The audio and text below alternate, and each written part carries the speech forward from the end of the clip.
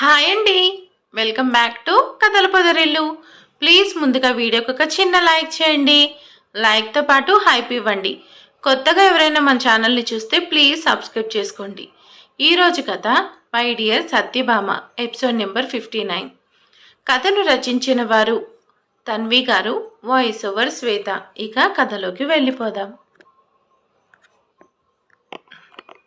Vizag super speciality hospital parking ఏరియాలో ఆగింది black roles Royals car. అందులోంచి దిగిన సిద్ధార్థ్, నిషాలు ఎదురుగా ఉన్న హాస్పిటల్ని చూశారు. సిద్ధార్థ్ ఫ్లవర్ బొకే పట్టుకొని ముందుకు నడుస్తుంటే నిషా తన హ్యాండ్ బ్యాగ్లోంచి మిర్రర్ తీసి లిప్స్టిక్ షేడ్ సరిచేసుకుంటుంది. సిద్ధార్థ్ హాస్పిటల్కి వెళ్తూ ఆగి వెనకనే ఉండిపోయిన నిషా వైపు అసహనంగా చూశాడు. నిషా కొద్దిసేపు లిప్స్టిక్ని, మరికొద్దిసేపు మేకప్ని సరిచూసుకుంటూ కావాలని లేట్ చేస్తుంటే అతనికి చాలా విసుగ్గా ఉంది. తాము వెళ్లేది హాస్పిటల్కి అని తెలిసి కూడా పార్టీ వేర్ వేసుకొని హ్యాపీగా మేకప్ వేసుకున్న నిషాని చూసి తన డ్రెస్సింగ్ మార్చుకోమని ఇంటి దగ్గరే చెప్పాడు సిద్ధార్థ్. అయినా నిషా అతని మాటలు పట్టించుకోకుండా తనకు నచ్చినట్టు షార్ట్ డ్రెస్ వేసుకొని వచ్చింది. ఇక్కడికి వచ్చాక ఆమె మరింతగా టైం వేస్ట్ చేయడం చూసి, నిషా, ఇది హాస్పిటల్, మనం వెళ్ళేది సీనియర్ సిటిజన్ని పరామర్శించడానికి. ఇక్కడ నీ మేకప్ని ఎవరు పట్టించుకోరు, ప్లీజ్ ఇప్పటికైనా లోపలికి నడువు అని అసహనంగా చెప్పాడు సిద్ధార్థ్. ఆ సీనియర్ సిటిజన్ని చూడడానికి మనమే రావాలా? మీ స్టాఫ్తోనో లేదా పిఏతోనో ఇవన్నీ పంపిస్తే సరిపోతుంది కదా అని విసుగ్గా అంది నిషా. అతను మా డాడీకి బిజినెస్ ఫ్రెండ్, మాకు బాగా తెలిసిన వ్యక్తి. అటువంటి వ్యక్తిని పలకరించడానికి స్టాఫ్ని పంపిస్తే అస్సలు బాగోదు. అయినా నీకు ఆ మాత్రం తెలీదా నీకు? కాస్త కోపంగా అన్నాడు సిద్ధార్థ్. అవన్నీ నార్మల్గా హాస్పిటల్లో ఉన్న వాళ్ళకి, కానీ ఇతను క్యాన్సర్ పేషెంట్. ఈ హాస్పిటల్, ఈ స్మెల్, ఇవన్నీ చూసావా ఎలా ఉన్నాయో? అతను మీ డాడ్కి ఫ్రెండ్ మాత్రమే, మీ రిలేటివ్ కాదు కదా. అలాంటప్పుడు అతనికి అంత ఇంపార్టెన్స్ ఇవ్వాల్సిన అవసరం ఏముంది? ముఖం చిట్లించి అంది నిషా. హాస్పిటల్ ముందు ఇలాంటి చీప్ డిస్కషన్స్ పెట్టుకోవడం మేనస్ కాదు నిషా. హెల్త్ బాగోలేని పెద్దవాళ్ళని పలకరించడానికి దగ్గర వాళ్ళే అవ్వాల్సిన అవసరం లేదు. మనం ఇప్పుడు వెళ్తున్నాం, సో నువ్వు సైలెంట్గా ఉంటే బాగుంటుంది, పద అని కమాండింగ్గా చెప్పి లోపలికి నడిచాడు సిద్ధార్థ్. ఫ్రూట్స్ బాస్కెట్ తీసుకొని అయిష్టంగానే అతని వెంట నడిచింది నిషా. వీకెండ్ కావడం వల్ల హాస్పిటల్లో విజిటర్స్ రద్దీ ఎక్కువగా ఉంది. సిద్ధార్థ్ చేతిని పట్టుకొని నడుస్తున్న నిషా రూమ్స్లో కనిపిస్తున్న పేషెంట్స్ని చూసి ముఖం చిట్లించింది. మెడిసిన్ స్మెల్కి వికారంగా మొహం పెట్టి బలవంతంగా అతనితో నడిచింది నిషా.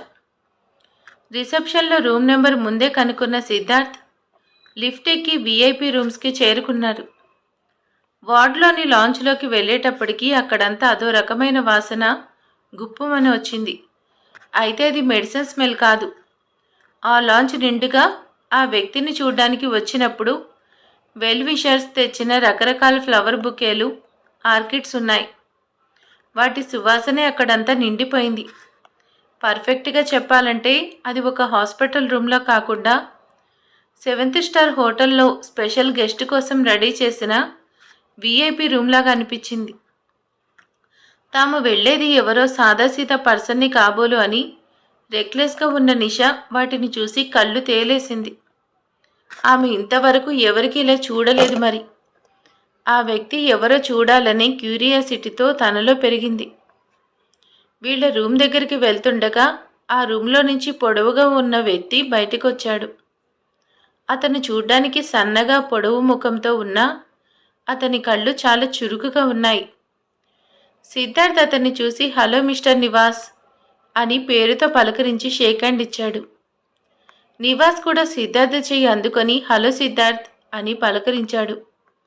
అంకుల్కి ఇప్పుడు ఎలా ఉంది అని సిద్ధార్థ్ అడగ్గా, అలానే ఉంది, రేపు సర్జరీ చేస్తే కానీ చెప్పలేమంటున్నారు డాక్టర్స్ అంటూ తనని అడిగిన అందరికీ అదే సమాధానం చెప్పడం అలవాటైనట్టు నిర్లిప్తంగా చెప్పాడు నివాస్. అంకుల్ త్వరలోనే కోలుకుంటారు. రేపటి సర్జరీ సక్సెస్ అవుతుంది. డోంట్ వరీ నివాస్ అని ఓదార్చాడు సిద్ధార్థ్. తన పక్కనే ఉన్న నిషాని నివాస్కు చూపిస్తూ she is my wife Nisha. Nisha she is Nivas, Bhupathi Vijayendra uncle elder son అని ఒకరినొకరు పరిచయం చేశారు. నివాస్ అండ్ నిషాలు ఫార్మల్గా హలో చెప్పి పలకరించుకున్నారు. నివాస్ సిద్ధార్థ్ మాట్లాడుకుంటూ ఉండగా నిషా మాత్రం సదరు నివాస్ని రెప్పవేయకుండా చూస్తుంది. నివాస్ భూపతి గురించి ఆమె చాలానే విన్నది. 29 సంవత్సరాల నివాస్ మహేంద్ర భూపతి ఆస్తులకు, బిజినెస్లకు కాబోయే వారసుడు. తన తండ్రి తర్వాత అతను బిజినెస్లు టేకోవర్ చేసుకుంటే దేశంలోని యంగ్ అండ్ రిచెస్ట్ పర్సన్ అవుతాడు. రిచ్ పర్సన్ అనుకోవడమే కానీ అతను సిద్ధార్థ్ అంత హ్యాండ్సమ్గా హుందాగా లేడు అనిపించింది నిషాకి. డాడ్ నిద్రపోతున్నారు, మీరు వెళ్ళి చూడండి అని వాళ్ళని లోపలికి వెళ్ళమని చెప్పాడు నివాస్. సిద్ధార్థ్తో వెళ్తూ వెనుతిరిగి నివాస్ భూపతిని చూస్తూ నడిచింది నిషా. సిద్ధార్థ్ రూంలోకి వెళ్ళగా బెడ్ మీద పడుకుని ఉన్న ఒక పెద్ద ఆయన కనిపించాడు. అతని వయసు 60 సంవత్సరాలు ఉంటుంది. జుట్టు ఊడిపోయి శరీరం పాలిపోయి చూడ్డానికి 100 సంవత్సరాల దగ్గర పడ్డట్టు అనిపిస్తుంది. సిద్ధార్థ్కి ఒకప్పుడు ఆయన ఎలా ఉండేవాడో గుర్తుకొచ్చింది. మహేంద్ర భూపతి ఇండియాలో ఫేమస్ బిజినెస్ మ్యాన్. దేశంలోనే మొదటి 5 స్థానాల్లో నిలిచిన అత్యంత సంపన్నుడు. లివర్ క్యాన్సర్ కారణంగా హాస్పిటల్ పాలయ్యాడు. తనకు తెలిసినంత వరకు మహేంద్ర భూపతి హుందాగా గంభీరంగా ఉండేవాడు. అతనితో ముఖాముఖి మాట్లాడడానికి కూడా భయపడేవారు కొందరు. అంతా పవర్ఫుల్గా ఉండేవారు మహేంద్ర భూపతి. తన తండ్రి బ్రతికున్నప్పుడు ముఖ్యమైన పార్టీలకు తనని వెంట తీసుకువెళ్ళేవాడు. అప్పుడు మహేంద్ర భూపతికి దగ్గరగా చూసేవాడు సిద్ధార్థ్. పైకి గంభీరంగా ఉన్నా ఆప్యాయంగా మాట్లాడేవాడతను. తండ్రి మరణానంతరం మహేంద్ర భూపతిని మళ్ళీ కలిసే అవకాశం రాలేదు సిద్ధార్థ్కు. అటువంటి ఇప్పుడు ఇలా కలవాల్సి వచ్చింది. ఒకప్పటితో పోలిస్తే మహేంద్ర భూపతిలో చాలా మార్పులు వచ్చాయి. గంభీరంగా ఉండే వ్యక్తి క్షీణించాడు. ఆ రూమ్లోని సోఫాలో కూర్చొని ఉన్న 2 వ్యక్తులు కనిపించారు సిద్ధార్థ్కు. అందులో ఒకతను మహేంద్ర భూపతి చిన్న కొడుకు విహాన్ భూపతి, వయసు 26 సంవత్సరాలు. నివాస్లో బిజినెస్ వైపు వెళ్లకుండా ఫిల్మ్ ఇండస్ట్రీలో పెద్ద హీరోగా పేరు తెచ్చుకున్నాడు. తరచుగా గర్ల్ ఫ్రెండ్స్ని మారుస్తూ ప్లేబాయ్లా ఎప్పుడూ న్యూస్లో ఉంటాడు విహాన్. విహాన్ మూవీస్లోనే కాకుండా బయట కూడా చాలా హ్యాండ్సమ్గా ఉన్నాడు. అతన్ని చూడగానే నిషా గుర్తుపట్టి ఆశ్చర్యపోయింది. తండ్రికి బాగాలేదనే ఫీలింగ్ లేనట్టు చాలా పాష్గా రెడీ అయ్యి నిర్లక్ష్యంగా కూర్చున్న విహాన్ వీళ్లను అస్సలు పట్టించుకోకుండా తనపాటికి తాను ఫోన్ చూసుకుంటున్నాడు. అతను ఫోన్ చూసే విధానం చూస్తే గేమ్ ఆడుతున్నాడా లేక గర్ల్ ఫ్రెండ్తో చాటింగ్ చేస్తున్నాడని అర్థం కాలేదు నిషాకి. అతని పక్కనే కూర్చొని అమ్మాయి లేచి బెడ్ దగ్గరికి వెళ్ళడం చూసి ఆమెను గమనించింది నిషా. సిద్ధార్థ్ ఆమెను గుర్తుపట్టాడు. ఆమె మహేంద్ర భూపతి కూతురు స్వీటీ. ఇంకా కాలేజ్ స్టడీస్ పూర్తి చేసుకోలేదామె. తండ్రికి మెలకువ వచ్చిందా, టెంపరేచర్ ఎలా ఉందని మాటిమాటికి చెక్ చేస్తుంది. ఆమె ముఖంలోని కంగారు చూస్తుంటే తండ్రి అంటే ఆమెకి చాలా ప్రేమని తెలుస్తుంది. సిద్ధార్థకి అక్కడ మహేంద్ర భూపతి వైఫ్ కనిపించలేదు. భర్తకి సీరియస్గా ఉన్నా ఆమె ఇక్కడ లేదంటే వారిద్దరూ విడిగివిడిగా ఉంటూ డివోర్స్ తీసుకోవడానికి కోర్టుకు వెళ్ళినట్టు బయట వినిపిస్తున్న న్యూస్ నిజమేనేమో అనిపించింది సిద్ధార్థకు. మహేంద్ర భూపతి నిద్రపోతూ ఉండడం వల్ల అతన్ని డిస్టర్బ్ చేయకుండా అతని కొడుకును కూతుర్ని పలకరించి బయటకు నడిచాడు సిద్ధార్థ్. సిద్ధార్థ్ బయటికి రావడంతోనే అతని చేతిని గట్టిగా పట్టుకున్న నిషా సిద్ధార్థ్ తన భర్త అని అందరికీ తెలియాలన్నట్టు అతన్ని అతుక్కుపోయింది. నిషా సిద్ధార్థతో పాటు నడుస్తుంటే ఫ్లోర్ మీద హీల్స్ చేసే సౌండ్ అందరినీ ఆకర్షిస్తుండగా ఆమె డ్రెస్సింగ్ని వింతగా చూడసాగారు. వారి చూపుల్ని గమనిస్తూ తనని తాను చూసి జెలసీ ఫీల్ అవుతున్నారు అనుకొని మురిసిపోయింది నిషా. దానితో ఆమె నడక ఇంకాస్త వయ్యారంగా మారిపోగా, సిద్ధార్థ్ మనం షాపింగ్కి వెళ్దాం, నా డ్రెస్సులన్నీ చాలా ఓల్డ్ మోడల్ అయిపోయాయి, ఇప్పుడు మార్కెట్లో ఉన్న ట్రెండీవి తీసుకోవాలి అనుకుంటున్నాను అని గారంగా చెప్పింది నిషా. సిద్ధార్థ్ మాత్రం ఆమె మాటలు ఏమీ వినడం లేదు. మౌనంగా నడుస్తున్న సిద్ధార్థ్ సడన్గా ఆగిపోయి ముందుకు చూస్తూ ఉండిపోయాడు. అతను ఆగడంతో వాట్ హ్యాపెండ్ సిద్ధార్థ్ అని అడిగింది నిషా. సిద్ధార్థ్ మాత్రం ఎదురుగా ఉన్న స్టెప్స్ వైపు సైలెంట్గా చూస్తున్నాడు. అది చూసిన నిషా ఏమైంది అనుకుంటూ తను అటువైపు చూసింది, కానీ అక్కడ ఎవరూ లేరు. సిద్ధార్థ్ ముఖంలో కంగారు క్లియర్గా కనిపిస్తున్నా అతని చూపులు స్టెప్స్ మీద నుంచి పక్కకు మరడం లేదు. నువ్వు తనని చూసావా నిషా అని ఆతృతగా అడిగాడు సిద్ధార్థ్ నిషాని. అసలు సిద్ధార్థ్ అక్కడ కనిపించిన వ్యక్తిని జీవితంలో మళ్ళీ కలుస్తానని కూడా ఎక్స్పెక్ట్ చేయలేదు. నిషాకు సిద్ధార్థ్ బిహేవియర్ చూస్తుంటే ఏదో తేడాగా అనిపించింది. అందుకే వెంటనే ఎవరిని అంటూ అయోమయంగా సిద్ధార్థ్ చూస్తున్న వైపు చూసింది నిషా. సిద్ధార్థ్ ఎవరినో చూశానని చెప్పడంతో ఎవరిని? ఇక్కడెవరూ లేరు కదా, ఈ కారిడార్లో కేవలం మనం మాత్రమే ఉన్నాం. నువ్వెవరి గురించి మాట్లాడుతున్నావు సిద్ధార్థ్ అని కన్ఫ్యూజన్గా అడిగింది నిషా. లేదు, నేను అతన్ని చూశాను. మన ముందు నుంచే కదా వెళ్ళాడు. నువ్వెందుకు చూడలేదు అని వాదించాడు సిద్ధార్థ్. ఆ మాట వినగానే నిషాకి ఒక్కసారిగా భయం వేసింది.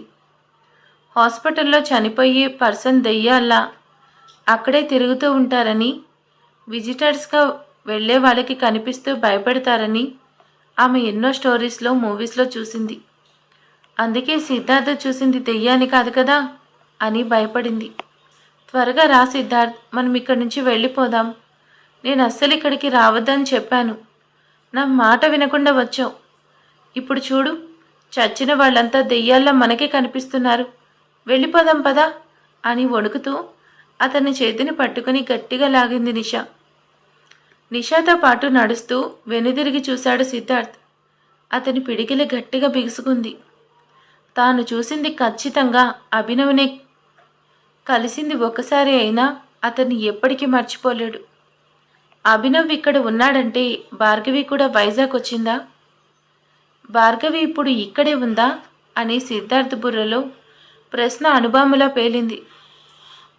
ఇదిలా ఉంటే భార్గవిని హాస్పిటల్ నుండి డిశ్చార్జ్ చేసి ఇంటికి తీసుకొచ్చాక ఆమెకు గతం తాలూకు బాధాకరమైన జ్ఞాపకాలు ఏమీ గుర్తు రాకుండా ఉండేందుకు ప్రయత్నిస్తూ ఆమెను ఎల్లవేళలా సంతోషంగా ఉండేలా చూసుకుంటున్నారు అభినవ్ వైష్ణవి. అలా ఉండగా ఒకరోజు సడన్గా వైష్ణవికి ఒక కొత్త నెంబర్ నుండి కాల్ వచ్చింది. ఆ ఫోన్ కాల్ ఆమెని ఎంతో ఉద్వేగానికి గురిచేసింది. ఆగమేఘాల మీద కొడుకుని తీసుకొని వైజాగ్ వెళ్ళాలని సిద్ధపడింది వైష్ణవి. అభినవ్కి పూర్తిగా విషయాలు తెలియక, ఏమైంది మామ్, ఎందుకంత కంగారు పడుతున్నావు అని అడిగాడు అభినవ్. ఆ విషయాలన్నీ నీకు వెళ్ళేటప్పుడు చెప్తాను. భార్గవి టైంలో జర్నీ చేయడం మంచిది కాదు. సో తనకి శాంతి ఆంటీని తోడుగా ఉండమని చెప్పు అని చెప్తూనే బట్టలు సర్దుకోవడానికి గదిలోకి వెళ్ళిపోయింది వైష్ణవి. తన అమ్మ ఒకసారి డిసిషన్ తీసుకున్న తర్వాత మధ్యలో మార్పు అనేది ఉండదని తెలిసిన అభినవ్ ఇంకేమీ చేయలేక ఆఫీస్లో ఎంతో కాలంగా తనకు అసిస్టెంటులా ఉంటూనే అన్ని విషయాల్లో తోడుగా ఉంటూ పనిచేస్తున్న శాంతి గారిని ఇంటికి రమ్మని కాల్ చేశాడు. శాంతి ఒక 50 సంవత్సరాల మహిళ. ఆవిడ ఒంట్లో శక్తి ఉన్న కాలంలో కుటుంబం కోసం జీవితం త్యాగం చేసి మధ్య వయసు దాటేసరికి ఒంటరిగా మిగిలిపోయింది. అప్పుడే బెంగళూరు వెళ్ళి కొత్తగా వ్యాపారం చేయాలని ప్రయత్నిస్తున్న అభినవ్తో ఆమెకు పరిచయం ఏర్పడింది. అప్పటి నుంచి అతనికి బిజినెస్లో సలహాలు ఇస్తూ అతనిలోనే కొడుకు అనే బంధాన్ని చూసుకుంటూ బ్రతుకుతుంది శాంతి. ఆమె ఇంటికి రాగానే ఆమెకు భార్గవి గురించి అంతా వివరించి జాగ్రత్తగా చూసుకోమని చెప్పి ఇక కంగారుగా తన తల్లితో కలిసి బయలుదేరాడు అభినవ్. అభినవ్ ఇంకా వైష్ణవి వైజాగ్ బయలుదేరిన రోజు సాయంత్రం మెడిసిన్స్ వేసుకొని హాల్లోనే సోఫాలో పడుకొని నిద్రపోయింది భార్గవి. ఇంతలో మొబైల్లో న్యూస్ చూస్తున్న శాంతి ఉన్నట్టుండి పెద్దగా ఏడవడం మొదలుపెట్టింది. అరుపులకు లేచి కూర్చున్న భార్గవి ఆమె వైపు అయోమయంగా చూసింది.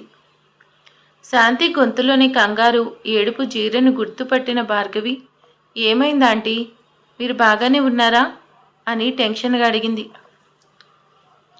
ఎందుకో కానీ ఆమె కంగారు చూసి భార్గవి మనసు కీడి శంకించింది. ఒకవేళ ఆంటీ వాళ్ళ ఇంట్లో ఎవరికన్నా ఏమైనా ప్రమాదం జరగలేదు కదా అని మనసు పరిపరి విధాలుగా ఆలోచించసాగింది. ఎన్ని రకాలుగా ఊహించుకున్నా కానీ దేనికి ఫిక్స్ అవ్వలేకపోయింది భార్గవి. అలా ఆలోచిస్తూనే సమాధానం చెప్పకుండా మొబైల్ వైపు చూస్తూ చివరి అవుతున్న శాంతిని ఏం జరిగిందాంటీ అని గట్టిగా అడిగింది భార్గవి. అభినవ్ అని భయంతో తడబడుతూ చెప్పలేకపోతున్నా శాంతిని సోఫాలో కూర్చోబెట్టి వాటర్ అందించి, అభినవ్ ఏంటంటీ, ఏమైంది తనకి అని శాంతి చేతిని గట్టిగా పట్టుకొని అడిగింది భార్గవి. అభినవ్ పేరు వింటూనే భార్గవి మనసులో ఆందోళన ఎక్కువైంది. ఆమె కళ్ళలో అతని గురించి ఏం వినాల్సి వస్తుందో అని భయమే ఎక్కువగా కనిపిస్తుంది. భార్గవి కంగారు పడ్డం చూసిన శాంతి ఆంటీ తన నోటితో జరిగిన ఆ విషయాన్ని చెప్పలేకపోయింది. వణుకుతున్న చేత్తోనే తన ఫోన్ తీసి భార్గవికి అందిస్తూ, నువ్వే చూడు భార్గవి అని తడబడుతూ చెప్పింది. ఒక్క క్షణం శాంతి వైపు అనుమానంగా చూసింది భార్గవి. శాంతి ముఖంలో భయం స్పష్టంగా తెలుస్తుంది. ఆమెకు ముఖంలో రక్తమే లేనట్టు తెల్లగా పాలిపోయింది. 2 చేతుల్లో తలని గట్టిగా పట్టుకుంది శాంతి. శాంతి ప్రవర్తనకి భార్గవి మనసులోని ఆందోళన మరింత పెరిగింది. కంగారుగా ఆమె చేతిలోని ఫోన్ వైపు చూసింది భార్గవి. లైట్ వెయిట్ ఉండే ఆ ఫోన్ ఇప్పుడు విచిత్రంగా టన్నుల బరువున్నట్టు అనిపించింది భార్గవికి. జరుగుతున్నవన్నీ కీడును శంకిస్తుంటే భార్గవి గుండె భయంతో వేగంగా కొట్టుకోసాగింది. అదురుతున్న గుండెను కంట్రోల్ చేస్తూ ఫోన్ ఆన్ చేసి కనిపిస్తున్న వీడియోని ప్లే చేసింది భార్గవి. వీడియో స్టార్ట్ అవుతూనే స్క్రీన్ మీద రెడ్ కలర్లో పెద్ద పెద్ద అక్షరాల్లో హెడ్లైన్స్ కనిపిస్తుండగా, బ్రేకింగ్ న్యూస్, కాసేపటి ముందు వైజాగ్ సిటీ అవుట్స్కట్లో జరిగిన ఘోర రోడ్డు ప్రమాదం. రాంగ్ రూట్లో వచ్చిన హెవీ కంటైనర్ ఎదురుగా వస్తున్న వైట్ బీడ్ MW కార్ని ఢీకొట్టగా కార్ పక్కనే ఉన్న పంట పొలాల్లోకి దూసుకుపోయి బోల్తా కొట్టింది. ఈ ప్రమాదంలో కారులో ఉన్న వ్యక్తికి తీవ్ర గాయాలయ్యాయి. వీరిని అత్యవసర చికిత్స కోసం వైజాగ్లోని ప్రముఖ హాస్పిటల్కి తరలించగా వాళ్ళ సిచ్యువేషన్ క్రిటికల్గా ఉందని డాక్టర్స్ చెప్తున్నారు. పోలీస్ ఎంక్వైరీలో కారులో ప్రయాణిస్తున్న వారిద్దరూ తల్లి కొడుకులని తేలింది. అంతేకాకుండా ఆ వ్యక్తి ఇండియాలోని టాప్ బిజినెస్ మ్యాన్ అయిన మహేంద్ర భూపతి కొడుకు అని నిర్ధారణ అయింది. మహేంద్ర భూపతి తీవ్ర అనారోగ్య కారణాలతో హాస్పిటల్లో ట్రీట్మెంట్ తీసుకుంటున్నారని, అలాగే భూపతి తర్వాత వారసుడిని ఎన్నుకోవడం కోసం వీరి కుటుంబంలో పెద్ద వివాదాలు జరుగుతున్నాయనే న్యూస్ ఇప్పుడు సోషల్ మీడియాలో హాట్ టాపిక్ మారిపోయింది అని అందరికీ తెలిసిన విషయమే. ఇటువంటి సమయంలో ఆ కుటుంబ వారసుడిగా కొత్తగా వెలుగులోకి వచ్చిన వీరికి ఇలా ప్రమాదం జరగడం పలు అనుమానాలకి దారితీస్తుంది. విశాఖపట్నం సిటీ పోలీస్ డివిజన్ ఈ ప్రమాదంపై దర్యాప్తు చేస్తుంది. ఇది వాంటెడ్గా చేసిన యాక్సిడెంటా లేదా వీళ్లపై జరిగిన అటెంప్టా అయ్యి ఉండవచ్చు అని పోలీసులు అనుమానిస్తూ ఆ దిశగా ఎంక్వైరీ మొదలుపెట్టి తెలుస్తుంది అని చెప్తూ పక్కనే యాక్సిడెంట్కి సంబంధించిన ఫోటోలు ప్లే అవుతున్నాయి. అభినవ్ కార్ చూస్తూనే గుర్తుపట్టింది భార్గవి. హెవీ లోడ్ ఉన్న వెహికల్ బలంగా గుద్దుకోవటం వల్ల కార్ బాగా డ్యామేజ్ అయిపోయింది. నుజ్జైన కార్ని, యాక్సిడెంట్ జరిగిన స్పాట్ని, కారులో నుంచి అభినవ్ వైష్ణవిలను అతి కష్టం మీద బయటకు తీసిన ఫోటోలని మార్చి అవే విజువల్స్ చూపిస్తూ న్యూస్ చెప్తున్నారు న్యూస్ ఛానల్స్ వాళ్ళు. జరిగింది భార్గవి మెదడు నెమ్మదిగా అర్థమవుతుండగా చివరిగా చూపించిన ఫోటోలో తల నుంచి ఒళ్ళంతా రక్తంతో తడిసి స్పృహ కోల్పోయి కాపాడడానికి వచ్చిన వాళ్ళ చేతుల్లోనే వాలిపోతున్న అభినవ్ని చూసి షాక్ అయ్యి నో అని గట్టిగా అరిచింది భార్గవి.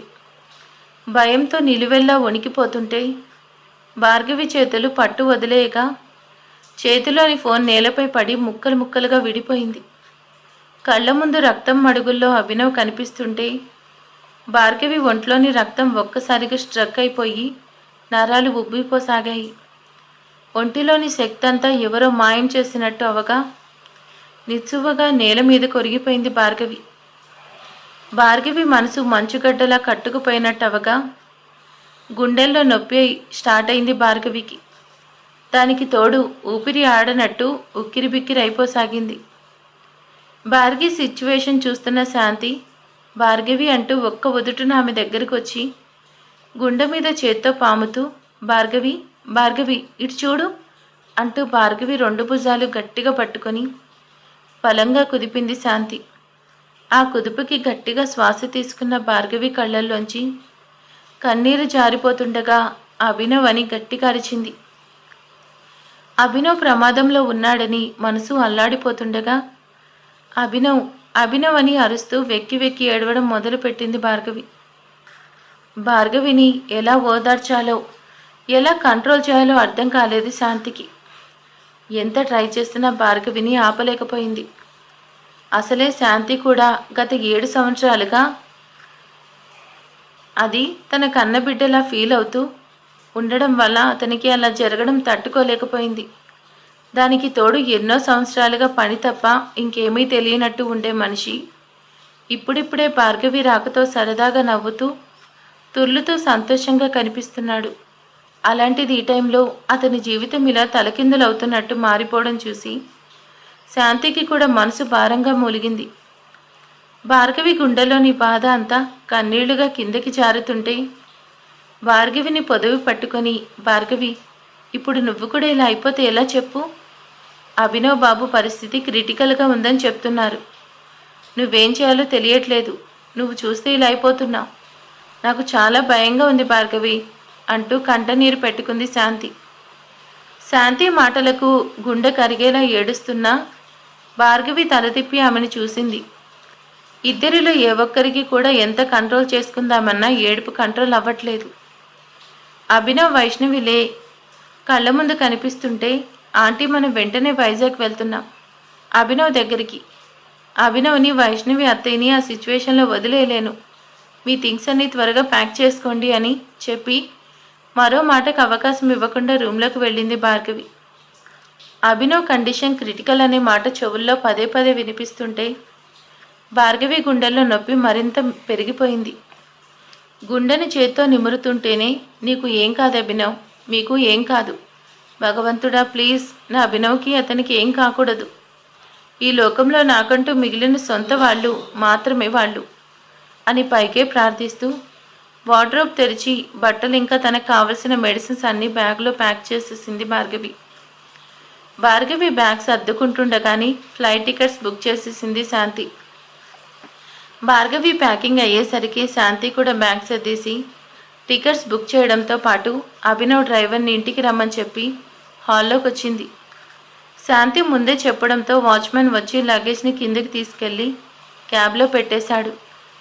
భార్గవి ఈ టైంలో నువ్వు జర్నీ చేయడం కరెక్ట్ కాదు అని నాకు తెలిసినా సరే వాళ్ళ దగ్గరికి వెళ్లకుండా నిన్ను ఆపడం కరెక్ట్ కాదని నిన్ను అక్కడికి తీసుకువెళ్తున్నాను.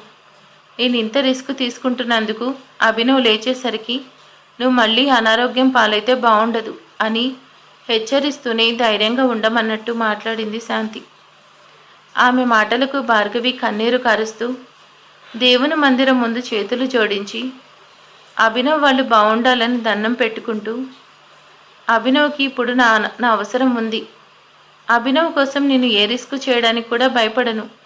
ఖచ్చితంగా నేను స్ట్రాంగ్గా ఉంటాను అని మనసులోని స్థిరంగా నిర్ణయించుకొని ధైర్యంగా ఇంట్లోంచి బయటకు నడిచింది భార్గవి. మరి భార్గవి వైజాగ్ వెళ్తుంది. మరి ఇక సిద్ధార్థు భార్గవిని చూస్తాడా? అభినవ్ ఆరోగ్య విషయం మీద ఎలా ఉంది ఏంటి అనేది నెక్స్ట్ పార్ట్లో తెలుసుకుందాం. Thank you for watching.